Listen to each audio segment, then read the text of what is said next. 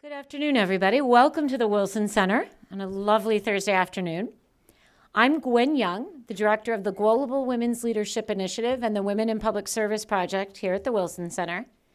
And on behalf of the Wilson Center, the Global Women's Leadership Initiative and the Maternal Health Initiative, EMD Serono, we're happy to welcome you to this discussion of policies and strategies driving inclusion and productivity. The Global Women's Leadership flagship project is the Women in Public Service Project, and we aim to ensure that by 2050, women sit at 50% of decision-making tables across the globe. It's very simple, 50 by 50. The Maternal Health Initiative, it's led by Sarah Barnes, who is sitting here in the back, if you've not met her, is dedicated to improving the lives of women, adolescents, and children through health, and is focused on gender-based health issues and ending preventable maternal mortality. This talk today is part of the work and a series that the Wilson Center is doing with the EMD Serono, focused on the intersections between women's leadership, women's health, and women's economic prosperity. We look at how policies can positively impact women's job retention and career advancement, as well as maintain health and well-being. A key tool in this is the Healthy Women, Healthy Economies Toolkit, which is available outside, of which Merck KGaA Darmstadt, Germany, was the private sector founder. And this toolkit identifies 5 issue areas to address women's health and well-being and to support their economic participation. 1, workforce health and safety. 2, health access and awareness. 3, reproductive health. 4, gender violence and sexual harassment. And 5, work-life balance. Today's discussion is going to focus on how policies related to diversity and inclusion, gender equity, and women's leadership play out in the workforce and how they are intersected in terms of workforce culture and productivity, but also the work each company does globally. So in that vein, I would like to invite to the stage and welcome 4 key leaders in this space from Chevron, EMD Serono, Microsoft, and Wykeham Onyx. To my left is Tracy Haynes, who's the Finance, HR Lead, and Business Manager for Microsoft Latin America. Welcome, Tracy. Thank you. Next to her is Eileen Martin, the Global Director of Inclusion at EMD Serono. Welcome, Eileen. Thank you, Gwen. To her left is Lee Jordan, the Chief Diversity Officer for the Chevron Corporation. Welcome, Lee. Thank you. And finally, we have Francesca Molinaro, who's Corporate Diversity and Inclusion Director at Wykeham Onyx International. Thank you, Gwen. Thank you all for coming. I'm going to switch microphones. Before we get started, it occurred to me that we all might not know exactly what each company does and a little bit more about each of you at the table. So Tracy, I want to start with you. Why don't you tell us what Microsoft does, but also tell us a little bit. I know. I have to laugh at that. And a little bit about maybe your role at Microsoft and you. Sure. In case you haven't heard of Microsoft, if you have a PC, you probably have heard of Microsoft, right? You know, we produce a number of software that people use, all around the world in personal and in business life. I think, we are a very large company. We're in over 100 countries. We have employees all in every continent, and 96 billion, I think, was our last number. So pretty large. I think recently, though, in the last 3 years or so, we've really sort of changed some of our focus to really play in the cloud market. So a lot of what we're doing now is going after cloud business, offering companies and small businesses the opportunity to store their work, their knowledge base on our servers. So it's a new space for us in a big way. We've really grown. We've grown that to become maybe the second, I think, after AWS in that space. So Microsoft, continues to reinvent ourselves and continues, I think, to be really relevant in the market. For me personally, what I do, I work in Latin America, as Gwen mentioned, and I do human resources leadership for a number of our divisions there, finance being the largest one. But I also serve as our D&I champion for Latin America, and I worked in D&I as well in the UK with Microsoft. So I've worked in this space for quite a bit within Microsoft, and really pleased to be here today. So, and any questions as we go along, please, I welcome. Thank you. Wonderful. Thank you. Eileen. Thank you. So I'm Eileen Martin. I work for EMD Serono. Not as well known as Microsoft, but we are actually the U.S. division of Merck KGaA in Darmstadt, Germany. So that's our parent company. EMD Serono is actually the biopharma arm of Merck KGaA. And what do I do for them? I'm actually the Global Director of Inclusion, and my focus is on gender parity. So I'll be excited to share some of our strategy with you today. Thank you. I'm Lee Jordan with Chevron, and it's really our fault we're going through the company introduction thing because one of the panelists, who shall remain nameless, asked what Chevron did. And it took me a bit by surprise when I thought about it. We're really a conglomeration of a number of energy companies that have merged over the years. So if you may know us by Gulf or Texaco or Caltex if you're from Asia. We're in 60 plus countries all over the world.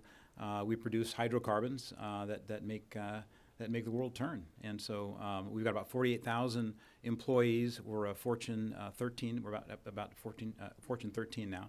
I became CDO about 9 months ago.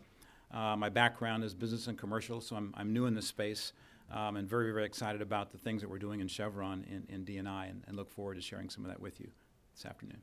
Great. Francesca. Thank you, Gwen.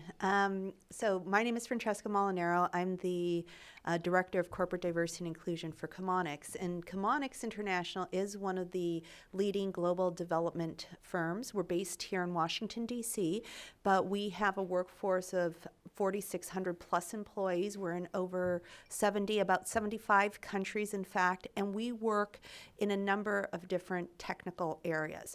And those areas range from everything from environment and natural resources, economic growth and trade, gender and social inclusion, and a real important part of our business is health and our supply chain solutions, where we're delivering life-saving drugs and critical medical supplies all over the world, right till the end of the chain. And in my role, I'm the first person hired at Wykeham Onyx to lead diversity there. And so I've been focused a lot on standing up this function and defining what this means for us and our culture.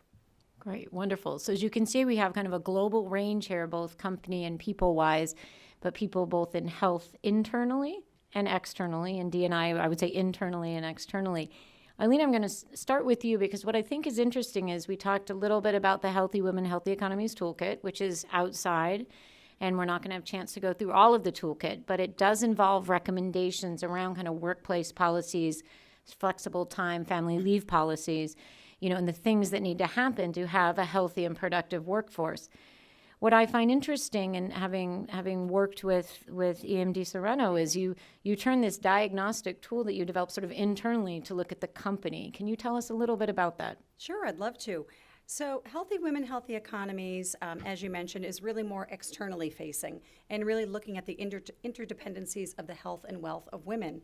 And as we were working along with APEC folks on Healthy Women, Healthy Economies, our CEO, Belén Garijo, said, well, how are we doing for our own women? Let's take a taste of our own medicine and see how we're actually doing for our own women. So we really took this internal focus. And what we did was, a really robust look at our data. As you can imagine, a science and technology company, we took a really robust dive into all the data that we had, probably too much. And our findings were really quite astonishing. One was actually incredibly positive. When we looked at our total compensation packages of women, they were actually almost flawless. So we're really, really proud of that. But then when we started to do a deeper dive, and we had the help of Mercer to do that with us, we actually saw that there was this choke point for women at a leadership level that was probably around the mid-management level. And as a result of that, again, taking a cue from Healthy Women, Healthy Economies, we actually formed a global action team to look even further diagnostically of what we could do systemically to remove some of the barriers for women, to help them advance further beyond that mid-manager level. And that action team actually has evolved into me taking this on as a full-time role. So, I'm really proud that we took the best of Healthy Women, Healthy Economies, leveraged it, looked at ourselves, really looking at ourselves in the mirror and taking some action when we saw that there were some areas where we could improve upon. Lee, I want to sort of put you on the spot and flow up because you say you didn't sort of start in D&I and Chevron, but you've moved over here. Tell me what that looks like and where Chevron's commitment and key policies are. Sure. I guess I'll start with our chairman, Mike Wirth. He stepped into the chairman role in January 2018, and he talks about an epiphany that he had. He was speaking at at an event about 5 years ago, before he was chairman, and he realized that he was getting ready to talk, and his hands were sweating, and he was feeling a little bit nervous, and he couldn't figure out why. Finally, it dawned on him that he was the only man in the room of about 300. And for the first time, he kind of felt like what it was like to be an only there. And that experience really set him on a path of beginning to look at our representation of not just women, but other underrepresented groups at Chevron. And as he moved from the leader at the time, he was head of our downstream organization to our midstream organization, now became chairman. He's brought with him an attitude of let's make sure that we are diverse, we are inclusive, and we continue to make sure that everyone can bring the best version of themselves to work. And so there's just a whole slew of programs and things that are going on since he got into that role and since I got into this role, not because I'm in the role, but because we've got leadership from the top that really believes in creating a diverse and inclusive environment. One of the things I'd like to talk about a bit is our MARC program, our Men Advocating Real Change. It's a catalyst program that we started about 3 years ago, and what it does is it's the concept of it's much easier to be pulled than to push, and women for years have had to push through barriers, and what this does is engages men, and men are in power to make the changes that need to occur culturally and systemically to make those changes and increase representation throughout the organization. So we're really happy that program has been launched. It essentially it calls for creating a number of discussion circles on a regular basis that are led by men and women and have learn how to have difficult conversations and identify your biases and how to mitigate those. So that's going on in Chevron. It's been expanded to 13 countries this year with about 3,000 members involved in that. So one of the things that we're doing. That's fantastic. Francesca, you said you're one of the first person in this role for D&I and Onyx, and I do happen to know that, Eileen, you report directly to the CEO. Correct. And Lee talked about the top leadership. Do you want to sort of build on that theme and tell us a little bit about why Onyx is kind of having this role in your role? Yeah, absolutely. So I also report to the CEO, which I think is really important to have that tone from the top. And our CEO is a female. Mm-hmm. And she's been working in this sector for many, many years. And I think she's very personally committed. And as a company, we're also very committed. And what was important for us, and our D&I journey didn't start the day that I was hired. Like a lot of companies, there's bits and pieces that galvanize you towards where you come to. And Onyx had conducted an internal assessment on diversity and inclusion, and part of that assessment was to take this to the next level, you need to have someone dedicated to really harnessing and to framing this so that the company can take it forward. So that's where I entered into the picture. And both aspects, both diversity and inclusion, are really important for us. So we're doing a lot of work to get our baseline, which we didn't have before, to really understand our demographics and understand where in that chain we need to impact to make some changes, but also the inclusion piece for us. So one of my focuses is to help to build that culture and to help to build skills so we can all engage across differences effectively, so everyone feels like they belong, they can contribute, and that we have an engaged workforce. I'm going to let you know, you have all of Latin America for this Yes. very small company that probably has Very never small thought of this company, before. yes. But tell us a little bit about kind of what's Sure. going on in Microsoft. Sure. And I think, Lee mentioned about, his chairman sort of having an epiphany 3 years ago. So I think, a number of things sort of started to come together for Microsoft about 3 or 4 years ago as well. We had a new CEO, Satya Nadella, started about 3 or 4 years ago. And also a lot of things were changing in our workplace, right? Because, with the advent of AI, artificial intelligence, the workforce was really changing, more millennials joining the workplace, expecting to have more flexibility, expecting the workplace to be more diverse and inclusive. And he recognized that this was really an inflection point. And so things kind of came together for us with the new CEO, having then the bandwidth to change and do things in his way. And what we recognized was happening in the workforce, And also with our business structure, as I said, we started to move more into the cloud space, et cetera. So everything coming together and recognizing that we had to transform. And we came up with a very bold mission statement. Our mission statement is to empower every person and every organization on the planet to achieve more, which is pretty bold. I mean, you can't get broader than that. No. But when we think about it, when we look at, we have a couple, like maybe 4 pillars that support that broad mission. And one of them is D&I, because if we are to empower every person, every organization on the planet, we have to reflect the planet, right? We have to have that diversity of thought, of experiences, et cetera, in the organization to then influence, the products that we produce, how we go to market and sell, how we approach customers, and even the employees' experience. So we recognize that it was really a really strong business case. Yes, it's the right thing to do, but it's not a nice to have. It was a business imperative for us to really focus on this issue, to get more diverse. And as we started going through the journey, we talk about the 2 things, diversity and inclusion. It took a while for a lot of people in the organization to understand, okay, what does that mean? People have a sense of it. But also to then recognize there are 2 really things. It's diversity and inclusion. So there's a diverse piece, right? And we do many things. Lee touched on some things that we do in terms of when you think of great talent, you want to attract, right? You want to develop and you want to retain the talent.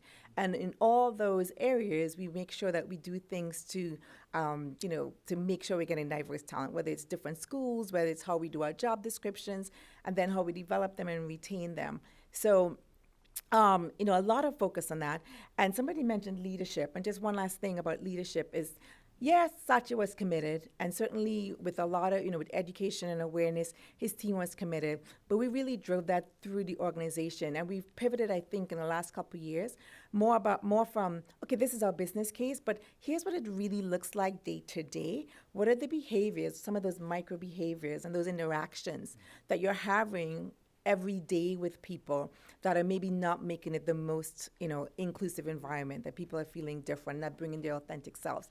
Let's talk about that. So really, as you said, pivoting to some really challenging and sometimes difficult and uncomfortable conversations, actually, to really bring it out and start to make some change. And I want to ask you to sort of dive deep a little bit on some of these policies and practices that you're doing. We've talked a little bit about sort of leadership from the top, the CEO. You mentioned sort of the flexible work hours, which I think is important. You mentioned something, and Francesca, you were touching on inclusion. A dear colleague of mine says diversity is a fact and inclusion's a choice. So sort of that separation, but what would be some of these sort of key policies or practices that are the key to success? You talked about changing job descriptions, as one of those, and sort of the candidates that you're pulling. And what are some of these either key things that you're doing, that you're learning? These are the things that are working. And and it sounds like small changes, right? And I'll mention the job descriptions, because I think that was a big aha for us. Managers will put job descriptions out there, and of course we're a technology company, and they would lead with that very techie language, 50 list of things or 50 items you have to get the job. And, a lot of research shows that actually, like women, for example, how they respond to job descriptions tend to be different, right? Not always, but in many cases. So if you start a job description more about, join us to, have an impact or something, or join us to create or participate, it's much more welcoming. You have much better response, right? So things like that. Also in terms of attraction, how we did interviewing and how we did recruiting. We had one recruiting organization, a large one, but we really now divided into sourcing and recruiting. And the sourcing organization, we have specific people that are actually focused on sourcing for diversity in, women and different types of diverse talent as well. And then when we get into the development, I think Lee mentioned too, or someone mentioned about middle managers, and the same thing for us. That's where you see women starting to drop off, right, in middle management. So a lot of things around, helping those women with leadership skills, making sure they're on succession plans. We have in a few of our countries, we have some pilots where we're doing women who are returning to work after a long leave of absence. So often, maybe staying home with children or with aging parents, and they're trying to come back in the workplace. We have some programs where setting up with a buddy system, and we've paid for coaching for some of those women to assimilate them back into the workplace. And I'll let others speak. But one last thing is that in our maternity leave, right? Maternity leave is a big thing. And as you know, there's no mandatory paid leave in the U.S., for example. And, we're in over 100 countries. And certainly we would follow the law around that in every country. But we just switched to, regardless of country, and again, over 100 countries, and some of those countries have no law per se, but we switched to having a minimum of 5 months maternity in every country where we exist, and 1 month paternity in every country where it exists, law or no law, this, regardless of the cultural values. This is what Microsoft believes in, because not every country necessarily has those same values around paternity, for example. But these are our values, and this is how we want to make sure that not just, talk the walk, but walk the talk and have, structural changes in there and system and programmatic changes to help support this diversity and inclusive journey that we're on. I want to make a comment about job descriptions, just to build on that for a minute. Sure. One of the things we've started doing is removing tenure from job descriptions, because we found that they're based on the incumbent. Incumbent had 10 years when he got the job, and so we put in the job description, you have to have 10 years in that specific function before you get the job. It's not about tenure, it's about competency. And so we're writing them in a way that, maybe there's a woman who's been in that space 2 years, and she's got the knowledge she needs to move into that. And so there are some biases that can be built into your job descriptions that you're unaware of that are preventing people from getting those jobs. The other thing is around, this is very stereotypical, but we found this in our studies. We have what we call career development plans. And they're what do I want to be when I grow up? What are my experiences? Where do I want to go next? And we find that men and women write them very differently. And then we found that women seem to think that they have to meet 100% of a job description, and their career development plan has to match up 100% with that job description before they'll feel like they're qualified. Whereas men will say, 30% there, I got this. Yes, exactly. And so they self-exclude and eliminate themselves from opportunities. So look for those kinds of things in your job description and your development process where you automatically have biases built into the system.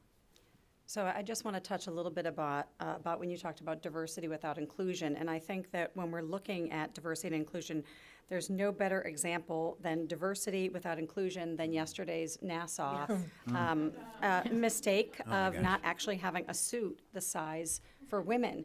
So I think that really, for women, it probably wasn't very surprising because we feel some of these micro inequities every single day. But getting back to the business case, and in particular the business case not only for all diversity and inclusion, but the business case for gender diversity. I mean, the Boston Consulting Group shows that for every 1% increase in gender diversity, you get a 3% increase in revenue. So if you want to have a more profitable company, just bring in more women.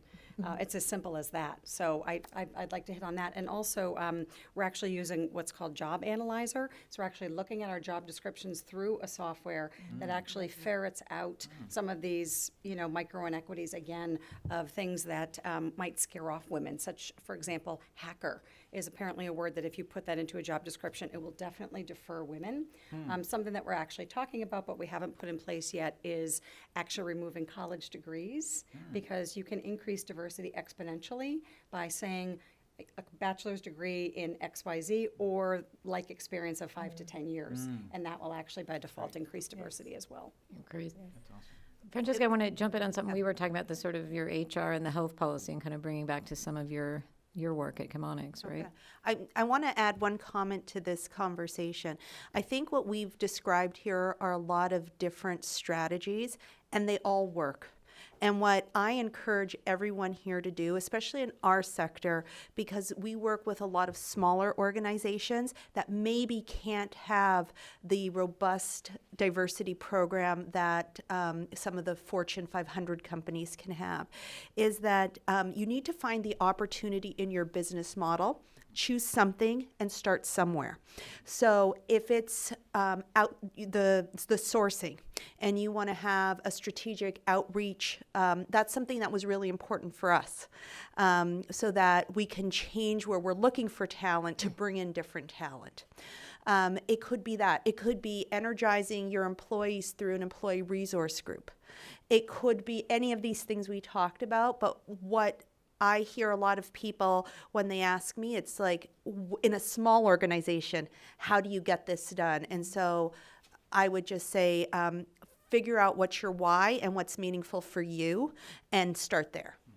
No, And I that's want great. to build on something else that Eileen talked about, the NASA uniform. So Yeah. Chevron's been around for 140 years, okay? We have the safety equipment. This year, we said, we need to make this for women. Like this year. And it's just, and we've got women in the field, we've got women on rigs, but we are just now designing safety gear that is more comfortable for women. And it's just something that doesn't occur. It's like I talked about earlier, men are in charge, and it's the majority, and it's not that we don't want to think about those things, we just don't have that perspective. And so I encourage women to speak up about things that they know about, and maybe they are, or maybe they don't have the opportunity to, but find ways to identify those things that are just preventing women from being successful at things. I'm just shocked that it was going to be an all-women crew, and they can't do it because they don't have the 'Cause they access. don't. It's Yes, incredible. exactly. So I'm saying. It was the same in the agricultural field when I did international development, just the equipment size-wise Yes. was not appropriate, or even hand-wise from that. Before I do turn it over to the audience, I want to, you all work globally, and Tracy, you mentioned a little bit, about geography, and I know, Francesca, you have thoughts about, there's the translation across geography, but there's also these intersectionalities, especially in gender. Not every group is the same. Not every group of women is the same within the company. And how are you guys all looking at that, and what are some strategies or ways in terms of the data that everyone's collecting on being able to really drill down into who these people are and the different backgrounds and where people come from? Well, I mean, one of the things we promote when you look at, when we talk about diversity and inclusion to managers and teams, we really do talk about the intersectionality of self, right? There's so many things, I'm a woman, I'm Black, I'm an immigrant, I am middle-aged, I'm a parent. I have a lot of things going on. Maybe I shouldn't have said the middle-aged part. But Take it We're just at our prime, let me tell at you. the prime, that's a nice way, the prime. So, but there are all these things that come together to make me who I am, and I can't necessarily be put in one bucket, right? Not everyone of any particular demographic thinks, acts, the same, right? So we have, somebody mentioned the ERGs. We have a number of employee resource groups that represent different types of demographics. So if you are a female, Black, LGBTQ person, we have the different employee resource groups that you can be part of all of them, and express each side of you in different groups as well. But we do talk to managers about not to, when you get to unconscious bias, right? You think about the unconscious biases that they may have particular groups, and understand that people are not necessarily all the same because of any particular demographic, and you have to really think differently. I just wanted to mention one thing as we talked about diversity and inclusion, because I really love this. I think it's Helen Myers is the author. Again, the difference between diversity and inclusion, it's a powerful, and I think it's a good analogy. She says that diversity is being asked to the party, right, and inclusion is being asked to dance. Some of you might have heard that, and I just find that really gets the idea across to a lot of people. Absolutely. I'd love to jump in on the intersectionality question. We just actually had an event on Tuesday at our office where we looked at intersectional feminism. We were having these smaller roundtable discussions with employees. And what I think is really important about intersectionality is that we all see the world through our lens. And when you have some element of privilege, it's harder to see the world through the lens of someone who doesn't have that same level of power or opportunity or voice. So I truly believe that inclusion starts with I. We've all heard that before. So part of building the skills for us is to create space for these dialogues, because a lot of what happens is unintentional in organizations because I don't have that lens. So when we create the space to have these dialogues, we open that aperture so people can understand there's more than one reality. I have more than one identity. And even though, and I know that I have inherent privilege because of the way I look, and what struck me about what you're talking about, all your multiple identities, for many people, they lead with the identity that someone looks at them. That might not be the most important identity for them, but they're judged externally by what they look like, whether that's their gender, whether that's their race, whether that's their socioeconomic status. And I think this lens is really important for us also in the work that we do globally. Because we work in so many different contexts, and we have to understand that the populations we serve are not monolithic, and that the needs of women vary from community to community depending on who they are, and all are beneficiaries. In fact, we have to bring that lens. So I love that. I just wanted to jump on that, because when we talk about the Healthy Women, Healthy Economies Toolkit, it is about privilege, right? So it's about tying in the health and wealth of women and keeping them productive in the workforce and leading not only to their families' economic wealth, but also to the economy and the GDP, et cetera. So that in and of itself is customizable to whatever country, whatever state that you want to use the toolkit in, very similar to what you mentioned about employee resource groups, right? So what I'm finding that we're launching these women in leadership employee resource groups, and we're doing focus groups just to simply ask the women what they want, what's going to work for them, what are the barriers in Latin America versus Asia Pacific. I mean, there's still some countries in APAC where women shouldn't be traveling alone. So we can't make assumptions as Americans that what's going to fit for us is going to work for the other countries. So I think having these very localized focus groups and making them customizable is really the answer. No, I want to actually, and I think that's great, I want to sort of pivot slightly, but coming back to this men advocating real change, and you mentioned it, the women's leadership group, probe a little bit. So some companies have women's leadership groups that are women only. Other companies have women's leadership groups that include men and women. Right, and going back to the men, I'm going to let you start this, Lee, as the man on the panel. But how are we working? And that also goes into sponsoring and sort of bringing people through middle management. Yeah, it's interesting because I think to your point, Francesca, there are a lot of different ways you can do these things, and you have to figure out what's right for your company. So at Chevron, we have 12 ERGs, which include about 20,000 people. Actually represent 32,000 memberships because some are in more than one ERG. Our men advocating real change groups started off as single gender groups. And the thinking there was that men could get in a group and talk about things without worrying about saying things that were insulting to women, and women could talk about the real deal and what's going on. And then we after about 6 months, then we had groups that were of both sexes. And that created a different kind of dynamic.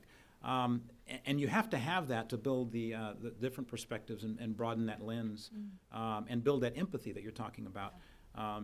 The other benefit of that is empathy is one of the most important leadership traits that you can have. Being able to understand different people's perspectives is very, very important. And so we're able to develop those things through the MARC programs.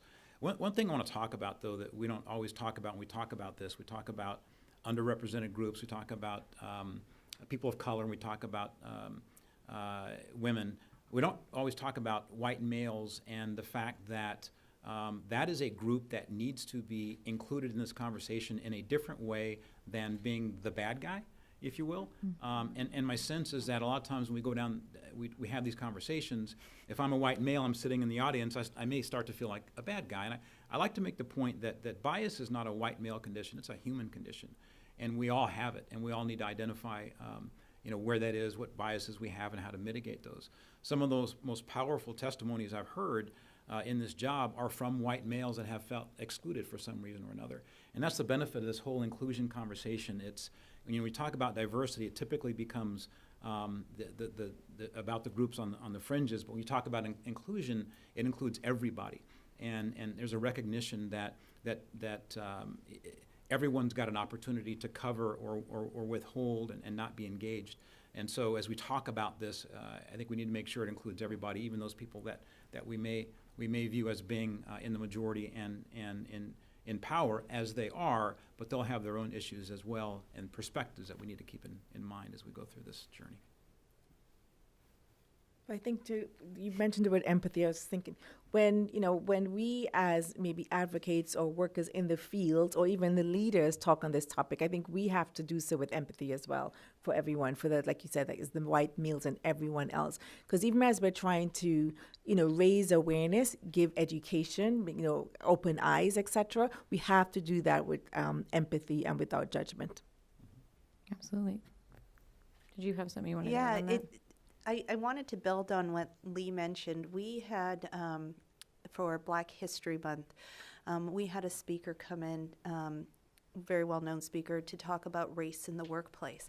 And what I thought was fascinating was the first question was from a white male who really authentically said, well, don't we all cover in the workplace? Like I do.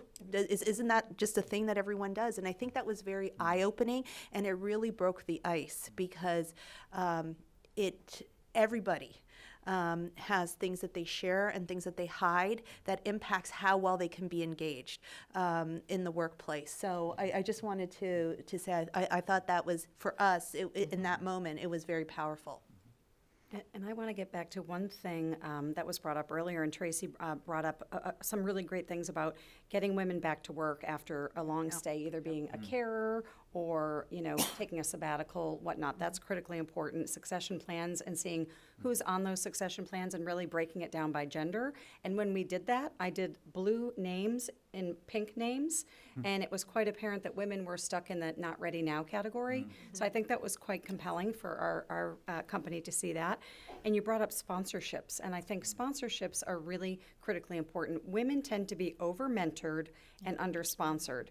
And the key difference really is that a mentor can really cheer you on, be your advocate, but they don't have the political or the social capital to pull you forward in the organization. So a sponsor has to be somebody who can pull you from behind, put their political and social capital on the table, and pound their fist and say, yes, I'm going to bring Tracy forward, and here's why. So I think that's a key piece for women as well. And it goes back to the point of, I learned in international development that the more you talk to the women over here, these remain women issues, and the men are over here saying, what are you talking about? And going back to Lee's point about if you're going to pull people along and break down these structures, you have to partner with those people that are in power or in privilege. And you lift a hand, up and down. And I think I would build on this with some of the work that we're doing in the field. And you did ask the question, and I didn't answer it. But you will now, so that's good. But one of the projects that we're engaged in is the Human Resources for Health project. The World Health Organization estimates that of the 200 million individuals engaged in the provision of health care around the world, be them doctors or the community health provider, 70% are women, but they're sorely lacking in leadership positions. And so this is one of the areas where we have to put more resources behind building that capacity, providing the opportunities, and changing the policies and the structures and the systems to enable women to rise through the medical, the health profession, so that they are actually in positions of leadership, because we know that that leads to other outcomes in terms of the healthy outcomes for women and children, and the empowerment of other women when they see women in certain jobs, notwithstanding the gains from employability. So that's one of the projects we're working on right now, because it's really important when you look at who provides health care, to see what role women play in that. And I think policy is key. I mean, this is a great audience to talk about the public and private partnerships. And when you implement policies to help at least level the playing field, you're going to see significant changes. And in Brazil, we have some great examples of how we took the Healthy Women, Healthy Economies Toolkit and had successes that were externally facing, and then we again did the Women in Leadership look internally, and had great successes in both that externally facing and internally facing. And just a very small example is that in Brazil, colorectal cancer is the #2 most prevalent cancer, but it wasn't recognized in the coverage of women. So in Brazil, they took the Healthy Women, Healthy Economies Toolkit, implemented it, had policy change so that now colorectal cancer is covered, and making people more aware that it's so prevalent for women and keeping them healthy and keeping them in the workforce. We also looked at, again, that very deep dive on data in Brazil. Where are women in leadership in Brazil? And at the time, we had a lot of room for improvement, but in the last 2 years, we've had 46% increase in women in leadership in Brazil. And that's how taking policies externally and implementing them internally can benefit everyone. It sounds like a good time to throw it out to the audience now, because you have the intersection between public and private policies. We've got some data questions. We've got the leadership role. So I'm going to turn it over to you all for some questions. I will ask two things. Please introduce yourself and where you come from. And it's going to sound trite, but it's very important. Please ask a question. So that's an inflection at the end. As much as we would love to hear your input, there is a reception afterwards. But what we'd like to do is be able to, dive a little bit deeper. And I always have 1,000 stats for, GDP growth from women and so forth. But I'll refrain from those. There will be microphones that are passed around. So if you can wait till the microphone comes, because that will be good for the people on the webcast. Before you do that, is anybody in charge of the climate? We're getting some serious AC up here. That, unfortunately, is uncontrollable. The Okay. building has a central heating and cooling system. And for those of you who've been here before we go to Sonia, she's nodding because it's usually quite freezing in here. But if we can get a think global microphone warming in is the not- middle It's not real. Right. here. Therefore, it's not real. Exactly. Therefore. Thank you. I think the more warm bodies there are in here, the more the air conditioning. Yes, My name is Sonia Michelle. I used to be Director of U.S. Studies here at the Wilson Center, and I'm an emerita professor from the University of Maryland. Glad to see one of our alums doing so well. So I come from academia, and I also kind of come from the grassroots world. And I'm really delighted to hear about all this leadership that's being exerted from the top down in your companies. It's quite remarkable. But I guess I have two questions. One is, and I think you've partly answered some of it, to what extent is there bottom-up energy, and how do you respond to it? And it's one thing to have groups where people can come and be encouraged to talk, but if they're as individuals, how free do they feel to do that? Are there examples of retaliation or difficulties? We see what happened in the military when women started coming forward to complain about sexual harassment, and that didn't go so well. I hope that that's not what's going on in the corporate world, but I wonder if you could talk about that. So Sonia, if I could take that actually, because when I joined EMD Serono a little more than 3 years ago, at the first event that I went to, which was our POA, it was all white men in the front row. And I approached my HR business partner and said, where is everybody? You know, where are the women? Where's the LGBTQ community? Where are people of color? And from that conversation, fast forward 2.5 years later, I'm now in this role full time. So that was a grassroots effort that we started. We didn't even have a Women in Leadership Employee Resource Group at the company. And then 2 years ago, I was interviewing our CEO, who happens to be a woman. So that's very helpful when you do have a woman who's been the only one in the room who really has actually driven this passionately. But we started as a grassroots effort. And then after Healthy Women, Healthy Economies said, hey, how are we doing ourselves? We had to take a global look at how we were doing. I was then asked to lead a global action team, all of this on top of my full-time job. So these were my little side hobbies. And that now has evolved into my full-time job. So the Women in Leadership Employee Resource Group has now grown to an annual summit that we had 250 women last year. We now have a very similar to Mark. We have men supporting women in leadership. It's an entire group of men that are standing behind us. So I think when you get to the power of voice, that you have to be brave and you have to be that person that will speak up and say, this isn't right, but I want to be part of the solution. I think that one person's voice can have tremendous impact, and I'm here demonstrating that today. It's hard, if I could build on that. So in Mark, we surveyed folks before they went into the program and asked them if they had seen something inappropriate or heard something inappropriate. Did they speak up? 75% of them said no. After the program, 75% of them said yes. So we had given them the tools to be able to do that. The other thing with respect to grassroots that we see going on is education and training. And so we've got, so the MARC program is all voluntary, so we consider that grassroots. We have different functions in our business. One of them is drilling and completions, which is, I don't know, probably 85% male. They have a self-developed inclusion event, worldwide inclusion event, virtual inclusion event. People can participate virtually over a 24-hour period. We just keep going around the world. We have a Women in Operations event that's similar, where they have speakers come in and again, work through time zones all around the world. And so there's really a groundswell of education and development and involvement from grassroots on up. So there's a lot of that's helping the top-down stuff. And as it merges, and everyone will get involved. It's good to have both. Yeah. That's a very good point. We have a question right here. Hi, I'm Nancy Najarian, and I have a background in international development and have moved into the renewable energy and energy efficiency space. And interestingly enough, there's been lots of panels on women in leadership roles in the energy space, which has been very helpful. So my question is this. You were talking about changing some of the job descriptions and being more inclusive with that. Recently on 1A on public radio, they had an entire conversation about diversity, et cetera, in the workplace.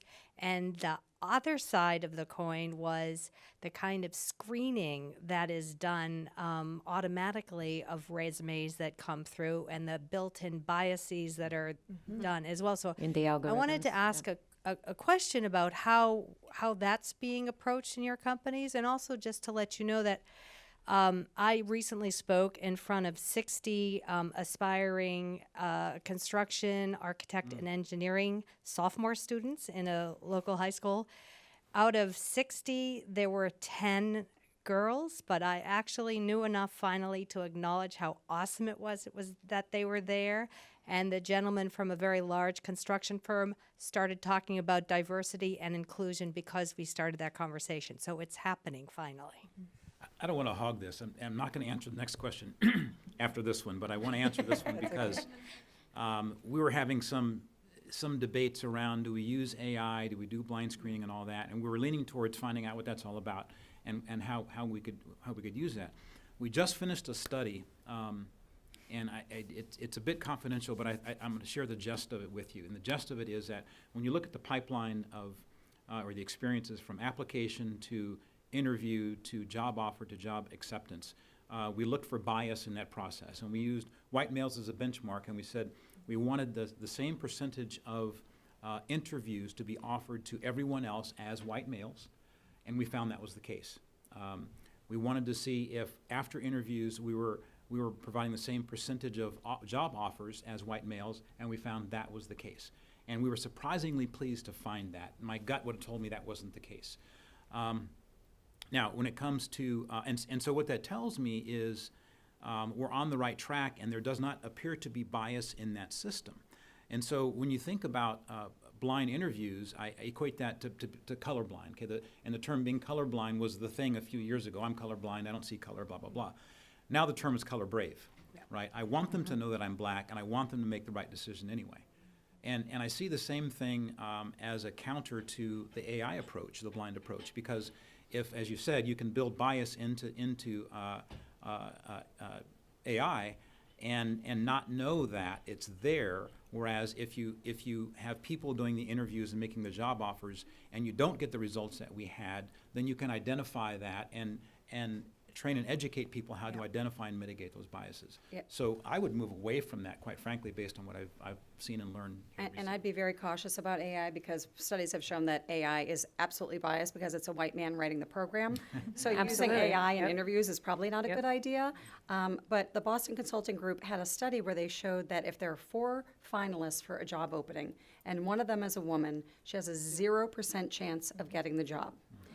Not only does she have a 0% chance, but if you want a woman to have 50-50 chance, there have to be 50% of the finalists as female. Yep. More importantly, the people doing the interviews have to be also gender balanced. So if you have just men, whether it's men of any color doing the interviews, that's going to be biased. So if you have 50% women and 50% men doing the interviews, and if you have 50% of the finalists as women, that woman's got a shot. And that same research says that people of color have even less of a chance of being hired. I am really passionate about the application of technology to human resource processes, and I could do a whole other panel on that. I have. Here's my take on that, is that these are all tools, and we have to understand why we're using them, and a tool should not supplant logic, or Deliberate thought. us being strategic, how we're planning out our processes. I think there's huge benefit to applying technology to things like a company the size of Chevron to figure out something like gender pay gap, or when they have big data. If we didn't have computers, we couldn't do that. But I would be cautious about the use of AI. I think it's an interesting tool, but you have to use that appropriately. And maybe the solution is let's get more women into tech, being the coders, being the programmers, to overcome some of those biases. No, we did use it. We did do pay equity at Chevron. I just have to throw that out. We found we're paying women 99.9% of what we're paying men, and we're paying ethnicities 99.9% of what we're paying white men. But that's not gender pay gap. That's a pay equity. Pay equity. And I won't repeat too much because what Francesca was saying, we certainly do, right? We do make sure that within the process, there's that human element, really assessing the CVs, et cetera, making sure, and we actually push as much as we can to get that 50% representation in the candidate pool, because we know that if we only get one female in there, it's highly likely that she's not going to be hired. So as I mentioned, we have sources and recruiters who are particularly focused around the diversity piece to ensure that, double check, do we have the right type of pipeline? Are managers accepting the right candidates, et cetera, to make sure that we're moving this along.